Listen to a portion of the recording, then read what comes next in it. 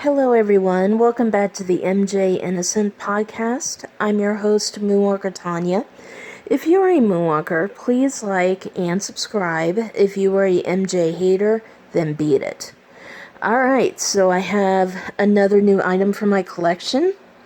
I bought Latoya Jackson's book, Starting Over. And I do know that some people may have mixed feelings about Latoya, because during the 93 allegations, she did say some things that tried to point to guilt, and the problem is, we do see those videos still on, like, MJ Not Innocent, aka the King of Propaganda, and other channels like that, but the one thing that those channels will not tell you is when Latoya was saying those things, at that time she was married to her abusive husband, who hated Michael and wrote things down on cards and say, read it like this, exactly the way I wrote it. And she would say those things, and the problem is, her marriage was very abusive. And she later explained that her husband was a bad guy. She was locked in closets. She was beaten. And that's the reason why she did Playboy. That's why she wrote her first book, which I will not buy. And other things that she did for money. But you see, once her family rescued her, she completely flipped it around. But the truth is, Latoya did not feel 100% safe until her ex passed away. So, yeah, I mean, am I upset at Latoya for what she said back in the 90s? Well, maybe a little bit, but at the same time, I mean, the Jackson family knew that that wasn't how she was. It wasn't the real Latoya. So, it is unfortunate that the MJ haters and the hate channels, they try to use what she said back then, but they don't tell you what she said after she was free. And that's what you're going to find in this book. So, yeah, I feel really bad for Latoya because I used to watch her reality show, Live with Latoya. And this is actually a little bit of a conflict for me because, for those of you that may not know, Life with Latoya is on the Oprah Winfrey Network YouTube channel. And I'm like, oh, come on. I was angry because I don't want to give Oprah any attention, but I like that show. I love Latoya's show, so it's really hard to know what to do. I mean, I don't know if I can buy her reality show on DVD or something. I don't know. But I really don't want to go to Oprah's YouTube channel. So, yeah. And another thing that I feel bad for when it comes to Latoya was she was engaged to her business partner named Jeffrey.